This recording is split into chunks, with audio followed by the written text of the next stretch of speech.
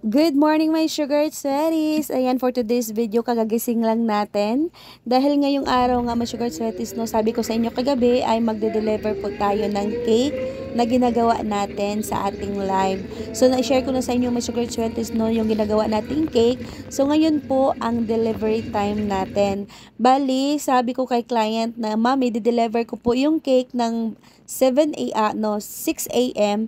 kasi nga po by 8 a.m. ay mayroon po kaming lakad.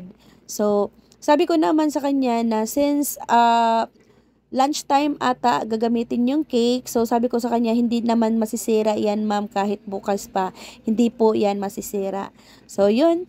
Tapos, sinabi ko nga kay client, no, na safety po yung cake natin. So, since i-deliver ko naman siya ng gamit yung sakyanan namin may sugar sweaties, no, ay hindi ko na siya ibabalot. So, aware naman po si client dyan. So, ito na nga, papunta tayo sa shop. Galing po ako sa bahay namin. So, yan. Konting layo lang naman may sugar sweaties, no. So, hindi naman talaga siya kalayuan. So, nag-bike lang tayo dito may sugar sweaties. Tapos, ayan na.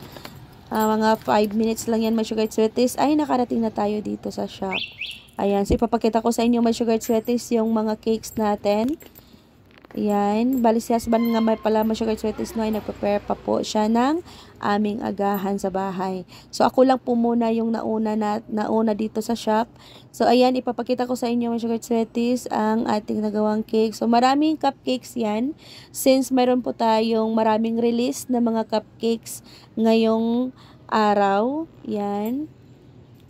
Yan. Tapos itong isang cake my sugar sweaties ay i-deliver din namin yan kasama sa ating ginagawang 3-tier cake. So ito na yun my sugar sweaties. Yung final touch na niya my sugar sweaties ay mamaya-maya po. Yan. So pina-firm ko lang talaga yung kanyang icing para pag-deliver namin ay hindi po siya shaky. Yan. So, as you've noticed my sugar sweaties, no, hindi ko siya na karton. Kasi nga sabi ko kay client, kung i-karton ko pa siya, ma'am, ay masyado na pong mataas yung cake.